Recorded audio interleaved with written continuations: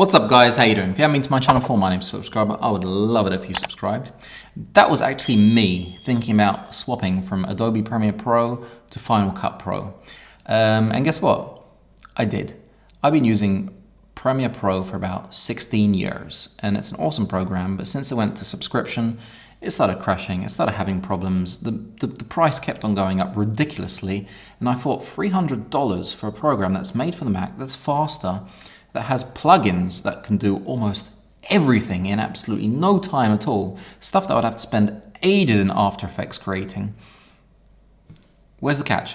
And there isn't one. It's an awesome program, so this is the first in a series of films where I'm going to be teaching you how to use it. Now, I'm quite fresh at it, so if you do have any advice, drop it in the comments below. If you have any comments, drop them in the comments below. Today is going to be a really simple one, showing you how to open it, create a project, and export it. I will be doing ones about how to edit your Mavic Mini footage, about how to edit your Sony a7 III footage, about the Motion VFX plugins. So it's going to be an awesome ride. If you have any suggestions, drop them in the comments below too. Now, what I'm going to do is I'm going to press record screen and we're going to jump straight in, waste no time, get through this really quickly and simply. Right, so what we have to do is open Final Cut Pro.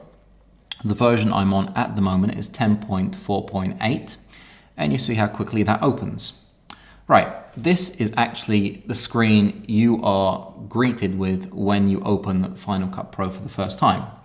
I'm gonna close this project right here. There we go. And we're gonna start fresh. Now, what I wanna do is I wanna go to New, Library. So library it's like your project in Final Cut Pro. And let's call this Final Cut Pro X Tutorial. There we go. And that's it. On the left-hand side, you have the actual library. Then below it, you have the event. So we can change this to test. Now, the event is your bin in Premiere Pro. Now, if we right-click on the test and create new project, that'll be like your timeline. So tutorial. In event in the test, 4K, resolution, frame rate, the ProRes, and OK. And there we go, right there, that is your tutorial. It shows up right here in the info inspector. And you can modify it just by pressing modify. It's that simple. Now, if we right click inside here now and press import media, we're going to import these 5 films. Now, before I press import, I'm going to quickly show you the right-hand side here. Add to existing event, we're going to add it to test. Files, leave files in place. If you have them on your disk, leave them in place. There's no point copying from one folder to another folder. If you're using something like this, which is a spinning drive, it's worth copying them to your desktop or your laptop to make it all a little bit smoother and faster. If you have them something like a Samsung T5 or a T7, which are ridiculously fast disks, leave them on there. Now transcoding, this is where I got stuck really badly. So did a very good friend of mine who made the beer commercial, was one of my best friends, David. We got stuck badly, we didn't know what to do. I was reading everywhere. What I had was create optimized media set.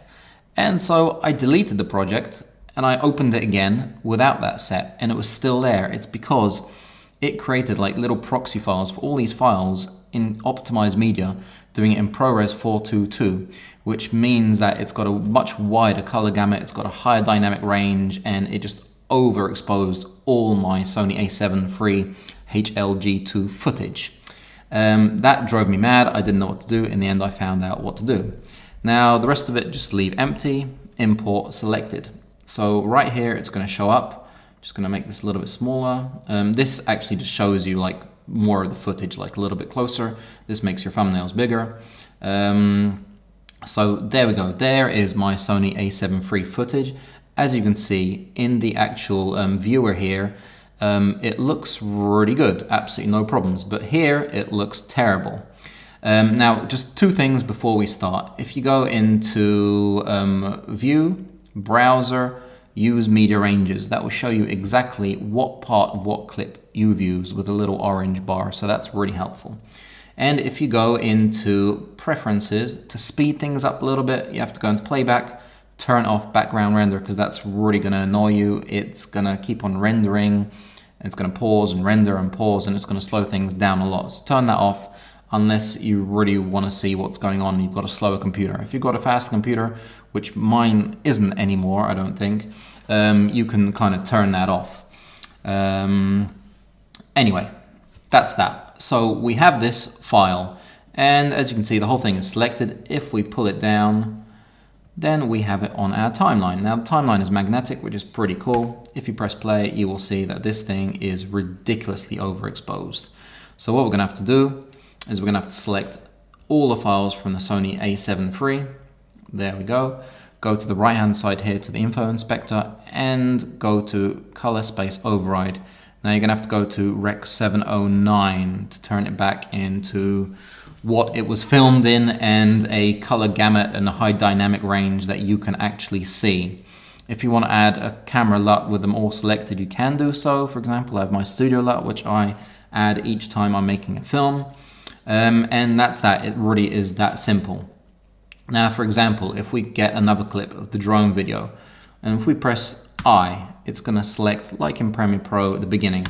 If we let it play, you decide that's enough, press O, and all you have to do is you pull that onto your timeline. Now, in this little project right here, in the event, each little file, as you can see, is kind of clear, except for these ones. They have little circles with this kind of little round sun around them. That means they're in slow motion. So for example, if you click on it, enlarge it, that's a little bit too much, enlarge it and press Command R, it's going to tell you that you can change your speed. Now you've pressed the arrow, press slow, go to 25% for example, because it was filmed in 120. You will see it is now in the correct speed. So it's all smooth and slow and sexy. The drone footage I can't slow down because I filmed it in 25. So that looks how it looks. If you press R, you can see it's 100.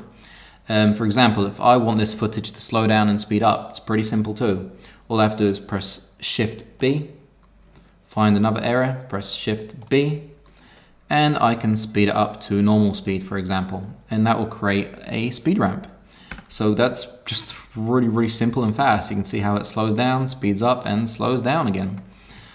It is really that simple. I have my view set here to what you can see everything, but if you want, for example, to have just the film, then you can do that. I have my waveform on the left because that kind of lets me see if everything is exposed correctly. I like to have that right there. But just by clicking these, you can turn off the actual browser on the left and you can turn off the information on the right.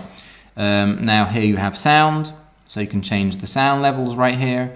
Here you have color, so you can change exposure, color, and saturation. And on the left, you have all the information about your video, which you can change. So for example, you can change the opacity and turn it off completely. If you want, you can add little markers. And it's really a very simple program. I will get into more depth in different films. Once you have your film ready, everything is looking good. If you want to add some transitions, you can press the bottom right here and you can find transitions that you like and put them in between the cuts. If you turn it off, here you also have effects, which you can literally just grab one and you can just pull over it onto your image. And it's really that simple. If you don't see something, you can press right here to show your effect. If you press here as well, you can show and see exactly what the effect's doing. Now, as we've turned off rendering, if you want to render anything really quickly so it looks nice and smooth, just go into Modify, Render All, or Render Selection. It's really that simple. Now, if you want to export this whole film that you've made, top right-hand side, click it, arrow in the box, master file, and check resolution, frame rate, stereo, length of the file, .movie file, 158 megabytes, estimated for 20 seconds, and you can actually scroll through right here to check if it all looks good. If you press settings, you will see that it's a H.264 file, which is good for YouTube, Facebook, and what have you. If you want to change that and have an archive file, do Apple ProRes 422, or come out as a 1.34 gigabyte file for 20 seconds, which is insane. If you don't want a .movie file, just go to Format, Computer, it will come out as a .mp4 file. So exporting it is really simple, it's not scary at all. And if we do press Export, you will see this is ridiculously fast. Now, if you want to see where things render or when they export, it's right here, the little circle you can see moving. And you can see it is sharing, transcoding the tutorial.movie, mov. So this program is ridiculously fast. It might be a little bit slower because you haven't rendered anything because it's rendering right now. But apart from that, I'm very happy with this program. I'm extremely happy that I switched over to Premiere Pro. Premiere Pro, whoo! Final Cut Pro. See, I'm still thinking about her. And that's it. If you double click it, you can see everything looks beautiful, everything's working, you can skim, have a look. It's fantastic. This program is awesome. So this was the first in the whole series. I hope you guys liked it. If there's any advice you want to give me, drop in the comments below. If there are any questions, drop them in the comments below. If you haven't subscribed, make sure you do that. And I've got some pretty awesome films planned for the next few days, so I'm gonna catch you soon.